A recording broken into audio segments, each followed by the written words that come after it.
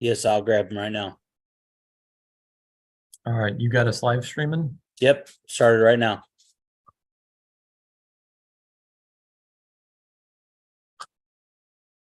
I did. Yes, I'll grab them right now. I'm in. Us live streaming? Yep, started right now.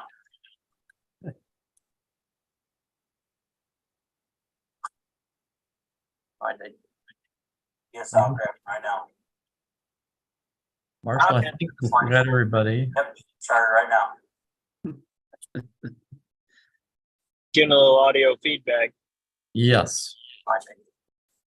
Yes, I'll grab. All right, Marshall, I think we got everybody ready to go if you want to start the meeting. All right, we'll call this meeting of the Wildwood Board of Public Safety to order. Time is 6:30 p.m. on October 16th, 2023. This is a virtual meeting only. Michelle, can you please call the roll? Certainly. Marshall Bader, Here. Board Member Chris Preston, Here. Board Member Kevin Gleason, Here. Board Member Vince Loyal, Here. and Council Member Liaison Ed Marshall. Here. Okay. That's everyone on the board. Okay. So we're done with the roll call. The next item of business is the approval of minutes from September 7th, 2023. Draft of the board minutes were attached to the agenda for this meeting. I assume board members have had a chance to read them. Do I hear a motion? Yes, sir, Mr. Marshall. There's one correction on item 10. Chris and I are reversed on adjourning the meeting. So Roman numeral 10, Michelle, you just need to flip the names. Actually, I saw that earlier. I meant to write that down. Thank you. Welcome. Any other corrections or additions? Okay, knowing that Michelle is going to Motion to approve. second, Second. all in favor, say aye. Aye. Aye. Any opposed? Motion carries. Minutes from September 7th have been approved. Next session is public comment. Michelle, do we have any public comments for tonight? Is Councilmember Clark is sitting in? Does she have a comment today? Or Mayor Jim Bolin? Hey, Thomas had his hand up. Mr. Bolin is with us as well, so. So Can we please, sorry, Mr. Chair. I was just going to say, if we have a public comment, we'll just go on the order on my screen and start with Mayor Bolin. Do you have any public comments, sir? Can we make Mayor Bolin a panelist, Brendan, whenever you get a chance? That was my question, sorry. I believe that's been done. Okay, perfect. Yep. Mr. Mayor, do you wish to have a public comment? Well, thank you. I can either comment here or on the agenda item. It might be better here, but basically there's an agenda item relating to Highway 100. We've been working, trying to work with MoDOT for several years on repairs, specifically west of Highway T to the Franklin County border. And this section of road has gradually deteriorated. In fact, it's actually never been resurfaced since it was built in the 60s. I'm not really sure how it got in the condition it's in, but nevertheless, it is what it is. And so what we've noticed is that, we've got stones in the road. We've got the roadway by virtue of all the holes. We also have several multiple areas on the edges of the roadway where holes have developed that you can't even determine where the outer boundary lines are. And so it occurred to me that it really is not fair to have people subject to being fined or cited for deviating from those outer boundaries when they number one might be trying to do it to avoid stones and rocks in the road, and number two, even if not, when they can't see the outer boundaries. And I think we have some photographs that Rick might be able to show you. Do you have those, Rick? Mayor, we have the photographs. Should we wait? This is just a question for the board. Should we wait till we get to the agenda item? Yeah, Then we can- that would be better. That's right. Yep, we can wait for that. So Okay. anyway, those are my comments. And I appreciate all of your time on this body. And if you have any questions later on, we can discuss those, but that's the gist of it. It's really just a matter of trying to work through and be practical and balance the interest with what we're dealing with relative to this section of roadway. My understanding is that MoDOT does plan to do some significant oversurfacing of this in the next couple of years, but between now and then, we've unfortunately got a situation where people, like I said, are presented with a Hobson's choice between complying with a rule and potentially a rule that they didn't know they were violating to begin with, and in worst case situations, making that decision for safety reasons. So thank you for the opportunity to make comments before you. Appreciate it. Yes, and as Mr. Lee mentioned, we do have that as agenda item number 6. And so those pictures that we have or that Wildwood has will be shown during agenda item number 6 to kind of give a visual representation of what your public comments covered, Mr. Mayor. So, Ms. Clark, any public comments from you?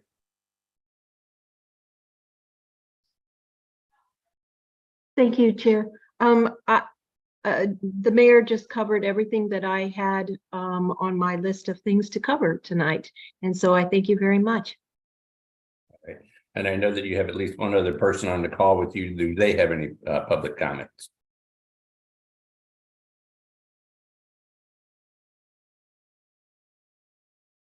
I guess not. Being as we have no other public comments, we'll move on to the informational section.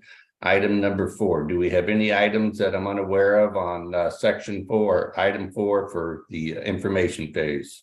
Mr. Brown, anything? Nothing, Mr. Marshall, for information this month. Thank you, though. Okay. Moving on to old business.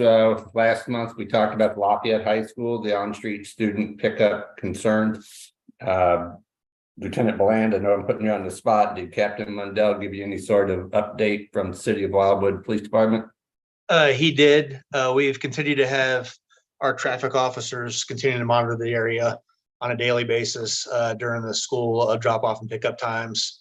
As recent as today, both officers reported that there was very minimal disruption, maybe 3 to 4 vehicles at a time picking up on Babbler Park and Paradise Peak Circle area.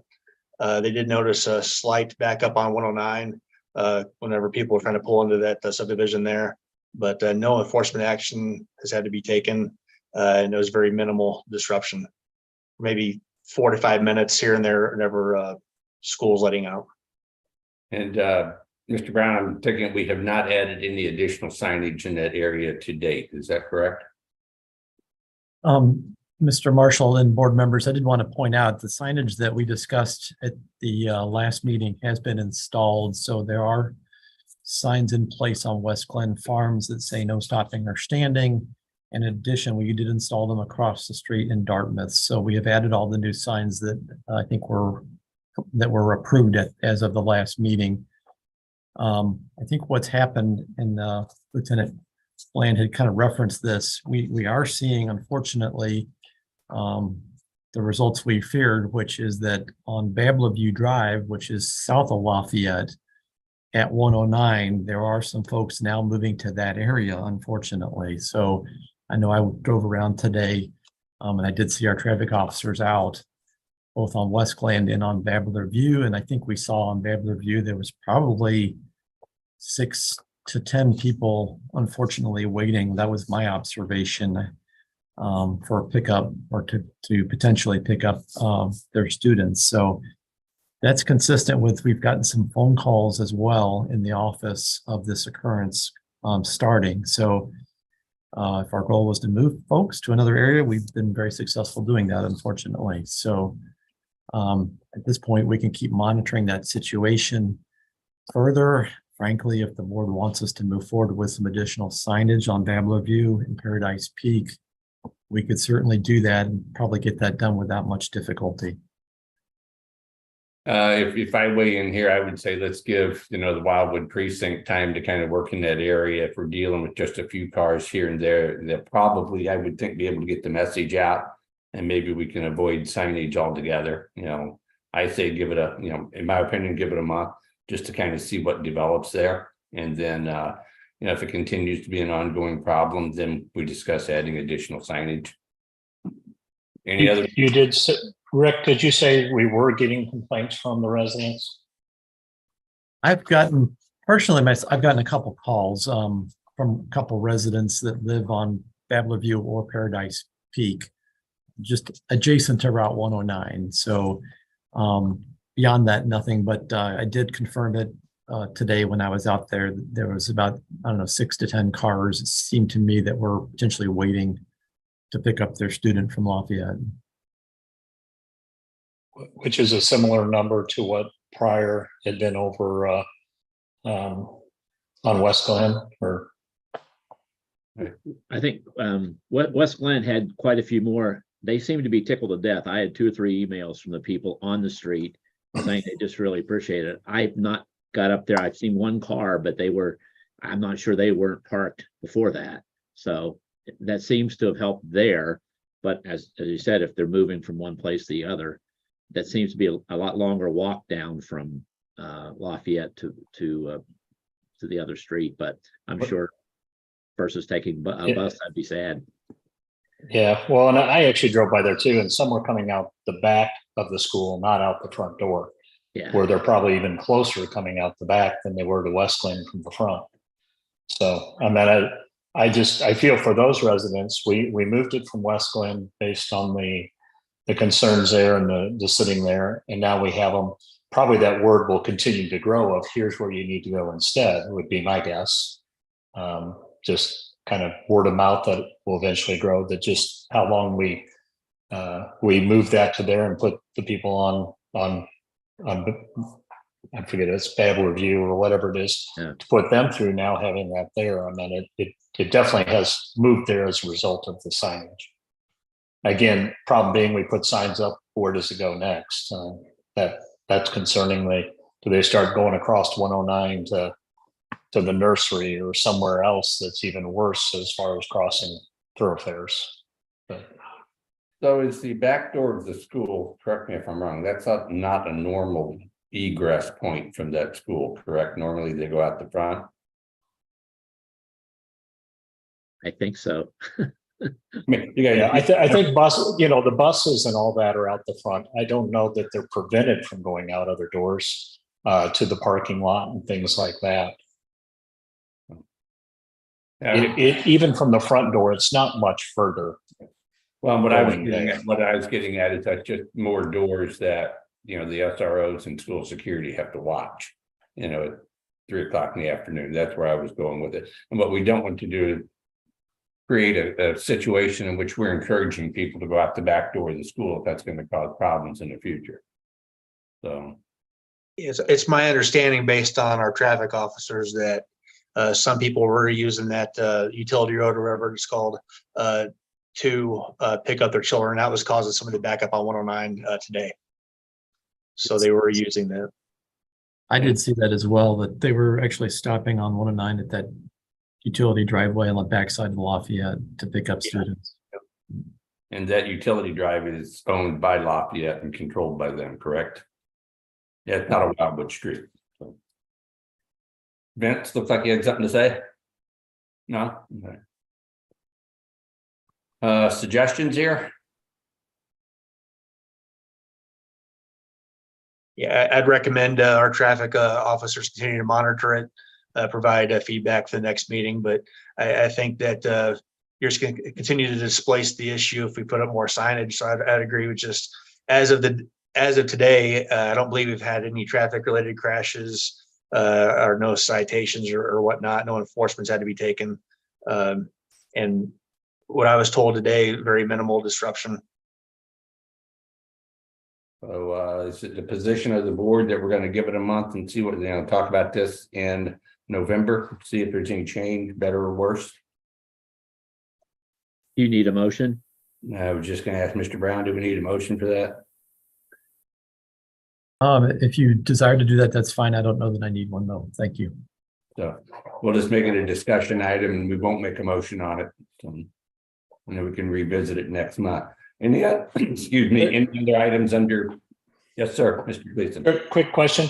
Rick, could we try to capture the complaints we get, that you get and receive on that also? Just to have some kind of quantification of the residents that live there. Yeah, absolutely. And I don't know if there's a means or not.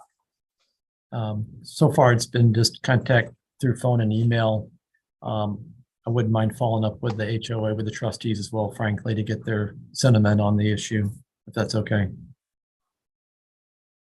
That's a good idea. All right, we'll leave this as a discussion item and we'll revisit it next month. Any other items under old business that are not on the agenda? Yes, Mr. Loyal. You're on mute, sir. I have a question. I don't know if Rick or Thomas, the original agenda had some information regarding the J turns. Has that been delayed, or what's the status of that information?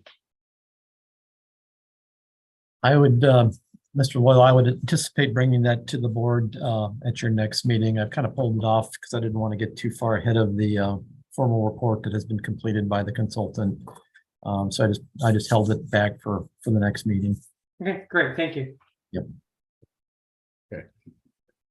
Moving on to the next item, item number 6, new business, Route 100 pavement and shoulder conditions. Mayor Boland kind of gave us a brief outline on his position on the road and the maintenance of it. And if I understand it correctly, we have some pictures through that Wildwood has that they can take control of the screen and run through the pictures. Mr. Brown, do we want somebody to narrate what we're seeing in these pictures? If possible, Mr. Marshall, could we have if the mayor is still with us? I think he takes this route every day. I think that might be most beneficial person to have this narrated by. I am comfortable with that. Unless there's any opposition, Mr. Mayor, take it away. Okay, thank you. These will be self-explanatory. Just kind of run through them. They were taken just random sampling of sort of what's going on out there. So I'll just sort of let you judge it for yourself.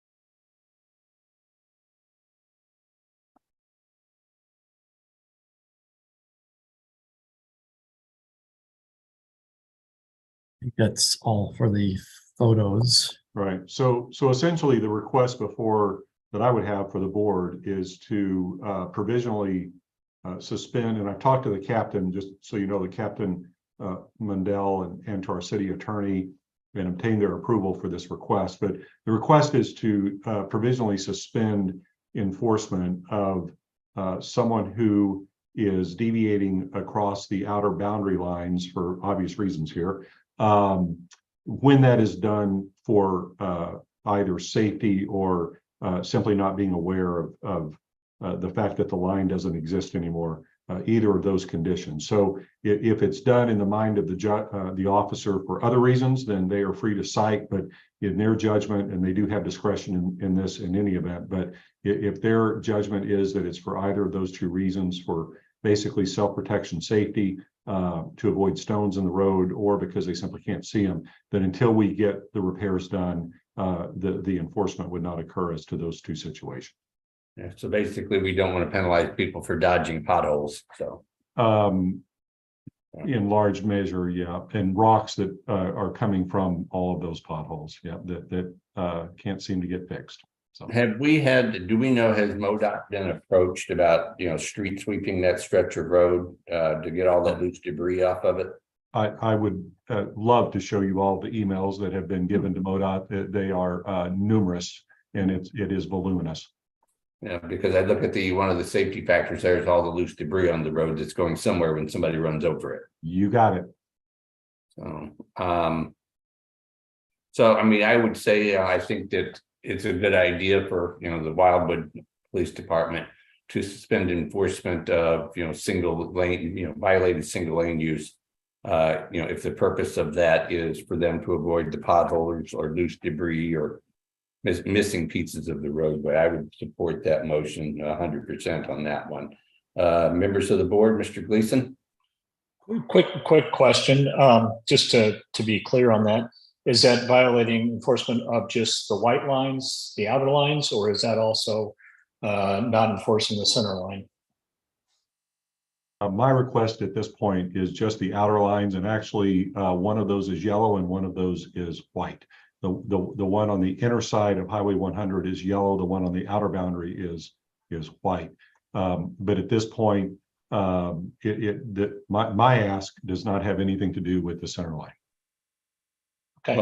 Although we've got, to your point, Board Member Gleason, we've got similar issues with the center line as well, although it's not as egregious at the moment, I don't think, just looking at it anecdotally, so as the outer line. Mr. Boyle, you had your hand up? Yeah, just for Lieutenant Bland, by us enacting this, would it be unduly burdensome to your officers from the enforcement standpoint? No, absolutely not. As soon as you guys, agree on that, or if we want to move forward, just, pass that message on to Captain Mundell or myself, and I can make sure the patrol officers are aware that in the context of somebody's violating the lanes to avoid a hazard, we would use discretion and not cite someone. But in a different context, if they're, under the influence or whatnot, that's totally different to where we would handle that appropriately as we typically would. We would just, I'd want specifics as far as like what stretch and when that restriction, when it would start, when it would end, so we can push it out to our officers. Thank you. I would make a motion to implement the change that's requested in the provisions. I would alter that just a little bit. I would say that we give the Wildwood Police Department the discretion of when and whether or not to enforce the single lane usage, because what we don't want to do is hamstring them on what Lieutenant Bland was just saying. If somebody's going back and forth across that line, I think that we have a responsibility to at least allow the police department to stop them, contact them, and make sure they're not driving under the influence. They can always exercise discretion on whether or not to issue the lane use ticket. So, Mr. Bolden? Yeah, so two things. One, for purposes of the motion, I would recommend that it be specific to the section of roadway only from the intersection of Highway 100 with Missouri Highway T to the Franklin County line.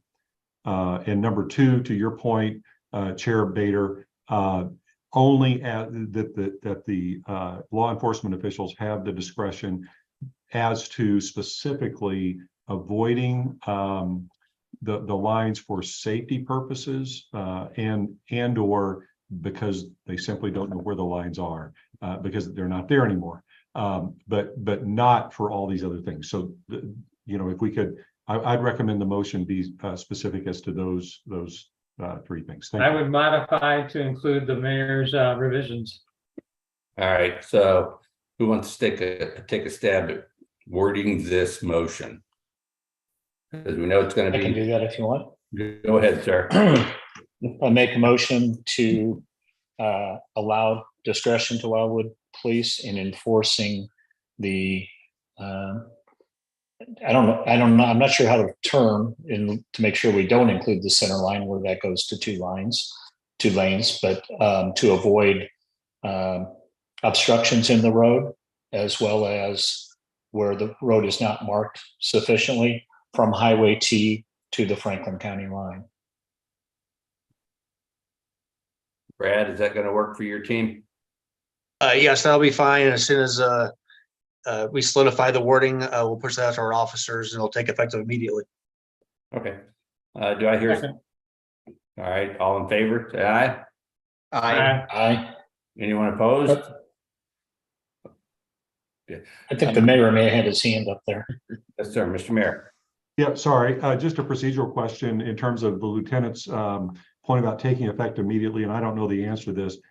My suspicion is that this would need to be a recommendation from the board to the council, and the council would need to then approve that for it to take effect officially, but I'm not necessarily an expert on that, but I think the point of the lieutenant's comment is that it take effect as soon as possible. And so Rick will work with our city attorney and do what is needed relative to that. I just want to make that point in case there was any ambiguity on it. Thank you very much. I really appreciate your support of this. Thank you so much. Well, and we know that, you guys know my background, and, like Lieutenant Bland will attest, the county police department has always given its officers the discretion of when and where to issue a traffic citation. And if there's always the ability to not issue a citation if it's felt like a word of advice or, other suggestions would suffice. So we're not really venturing too far off we're not venturing off the beaten path at all. Okay. And so, I'm sure that Lieutenant Bland and Captain Mundell will make sure that the messaging to their officer is very clear on what we're trying to accomplish here.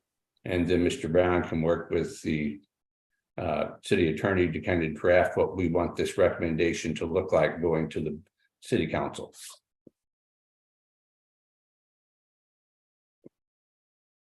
Any other discussion on the Route 100 pavement? Having no other discussion, we'll move forward. Mr. Brown, do we have anything under the not ready for action? Mr. Marshall, and there are no items under not ready for action for this month. Thank you. All right, and then the next item is any other business that we need to talk about tonight?